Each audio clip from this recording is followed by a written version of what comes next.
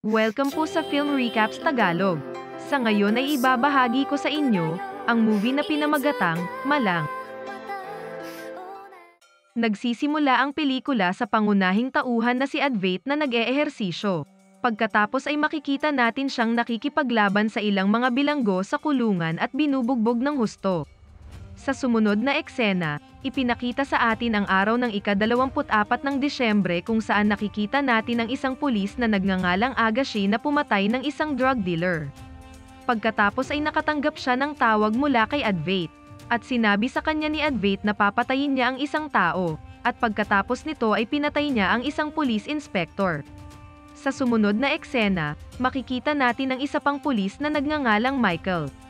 Maganda ang katayuan ng pamilya ngunit hindi maganda ang takbo ng buhay may asawa dahil niloloko siya ng kanyang asawa.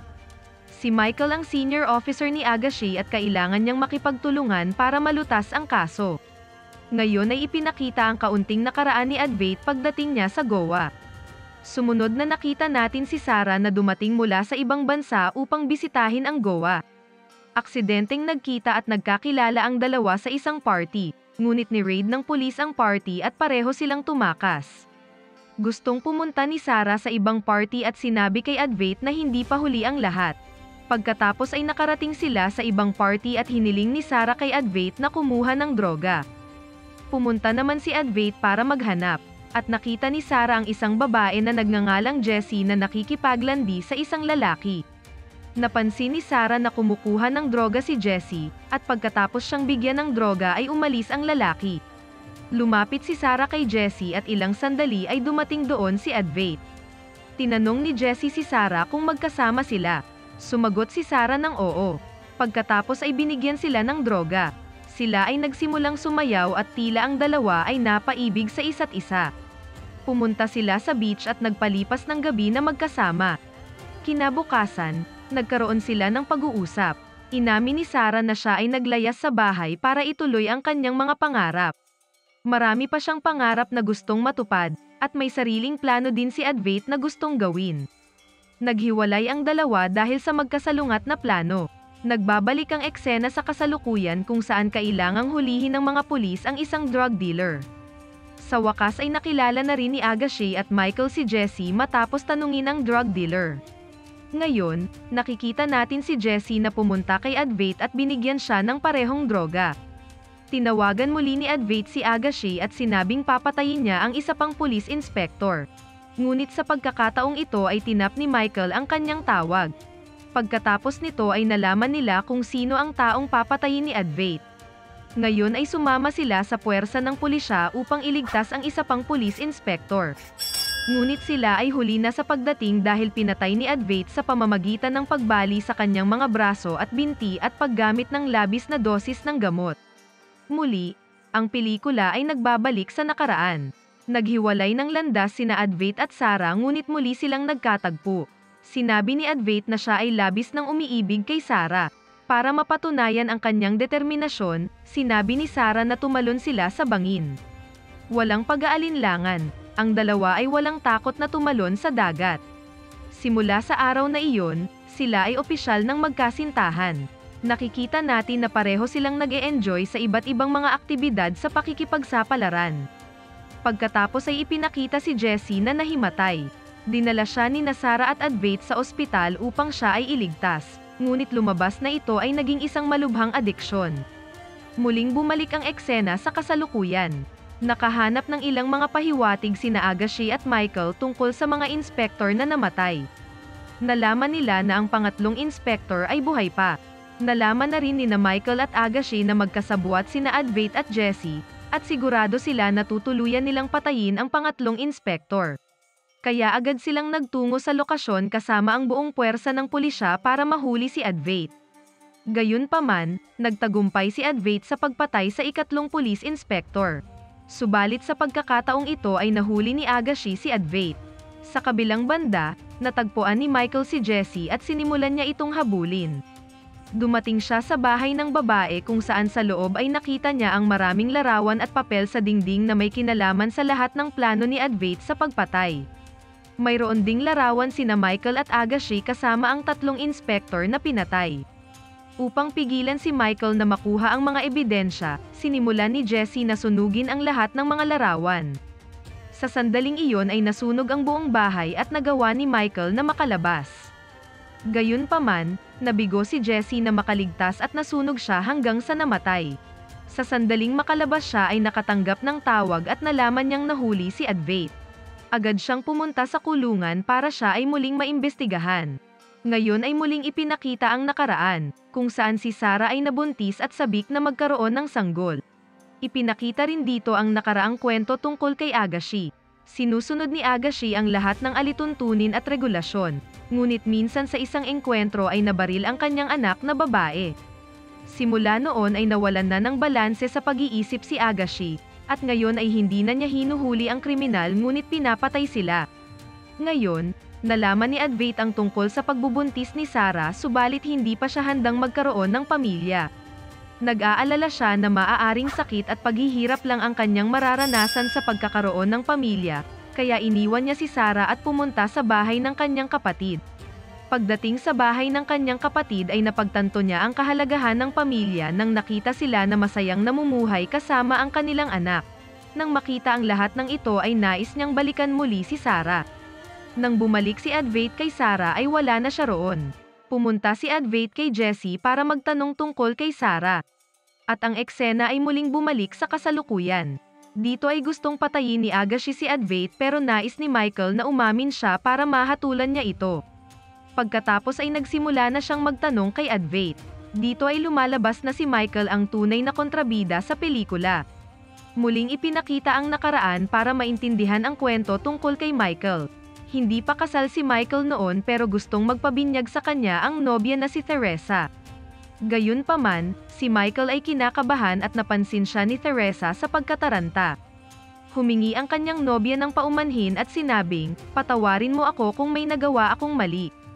Hindi mo ako maiisip bilang isang makaluma kung yan ang gusto mo, ngunit hindi ko ito gagawin pagkatapos ng kasal." Natatakot si Michael dahil sa tingin niya ay hindi siya tamang lalaki.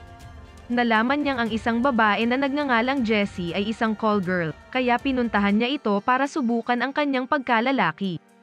Sa pelikulang ito, gumaganap si Jessie bilang isang call girl. Ngunit pagdating ni Michael sa bahay ni Jessie, wala siya doon ngunit naroon si Sarah. Kaya tinatrato ni Michael si Sarah bilang si Jessie. Naghagis siya ng pera sa kanyang harapan at sinasabing simulan niya kung ano man ang kanyang trabaho. "Alam ko kung anong uri kang babae." Napansin ni Sarah ang kabastusan nito at sinabihan siyang umalis sa bahay. Aalis na sana si Michael nang sabihin ni Sarah na hindi mo alam kung paano makipag-usap sa mga babae ng may paggalang, at tinawag mo ang iyong sarili na isang lalaki. Dahil sa salitang ito ay nagalit siya kay Sarah at sinimulan siyang bugbugin, at inilabas ang kanyang pagkabigo kay Sarah. Nakarating na si Advait sa bahay ni Jessie para hanapin si Sarah. Kumakatok si Advait sa pinto ngunit siya ay nagpasyang humakbang paalis nang walang nagbukas ng pinto. Bago pa man siya makalayo ay may narinig siyang ingay mula sa loob ng bahay. Pagkatapos ay bumalik si Advait at sinira ang pinto para makapasok. Nagkaroon ng sagupaan sina Advait at Michael ngunit tumulong si Sarah at hinampas ang ulo ni Michael. Pagkatapos ay tumawag si Sarah para magreklamo sa pulisya. Ngayon ay dumating ang parehong 3 police inspector na pinatay kamakailan ni Advait at sila ay mga tauhan ni Michael. Dinala ng 3 inspector sina Advait at Sarah sa ilalim ng pagkukunwari sa pagsulat ng reklamo. Sa daan, sinabi ni Advait kay Sarah na handa na siyang maging isang ama. Sa kasamaang palad, dinala sila sa isang liblib na lugar at pinahirapan sila ng husto. Dumating din si Michael at ipinagpatuloy ang pagpapahirap sa kanila. Tinurukan niya ng mataas na doses ng gamot si Sarah habang nakikita ito ni Advait. Pagkatapos ay itinapon sa ilog. Samantala, nagawa ni Michael na manipulahin ang pagkamatay ni Sarah para si Advait ang aakusahan. Ikinulong si Advait para sa salang pagpatay na hindi niya ginawa. Ipinadala siya sa kulungan kung saan natin nakitang nagsimula ang pelikula. Ngayon ay bumalik sa kasalukuyan ang eksena. Sa interrogation room, pinutol ni Michael ang lahat ng audio at security camera footage. Inamin ni Michael sa harap ni Advait na may problema siya sa pag-iisip. Noong siya ay bata pa ay lagi siyang sinasaktan ng kanyang ina.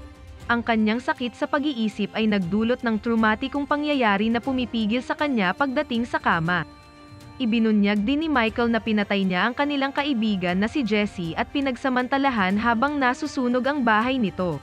Nagalit si Advait nang marinig ito at inatake si Michael. Pagkatapos ay dumating doon si Agashi at sinabi ni Michael sa kanya na tama siya na dapat ay patayin si Advait. Napansin ni Agashi na tila nag-iba ang pag-uugali ni Michael. Napansin din niyang tila ang tingin ni Michael ay kapareho ng tingin ni Advait na dala ng paghihiganti. Umuwi si Michael sa kanyang bahay at nakitang paalis na si Teresa na ngayon ay kanyang asawa. Gusto ni Teresa na makipaghiwalay sa kanya. Napagtanto ni Michael na mas gusto ng kanyang asawa na tumira kasama ang lalaking nakarelasyon niya na nakakapagpasaya sa kanya pagdating sa kama. Ngunit hindi nais ni Michael na makita ang lahat ng ito kaya sinimulan niyang bugbugin ang kanyang asawa. Sa kabilang banda, dinala ni Agashi si Advait sa parehong lugar kung saan itinapon si Sarah upang siya ay patayin.